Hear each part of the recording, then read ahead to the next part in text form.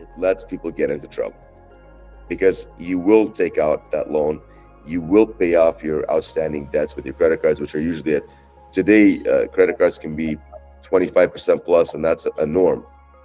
Um, and you'll have your credit cards with zero balance, and you'll have your loan, and you're like, I have all these credit cards. So as opposed to doing right, which is saying, oh my God, these guys can get me in trouble. Let me set that aside and like just keep them for life-threatening emergencies. You're gonna say, well, I'm paying that loan. I could spend some money on my credit cards again.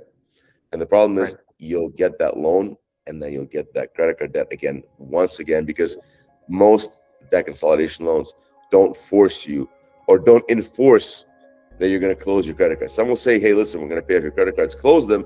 And you'll be like, okay, sure, I will. But nobody does. And I don't think I would either, to be honest with you. I probably wouldn't use the credit cards, but I wouldn't close them because it's not good for your credit. And then they Right. get into debt in two places.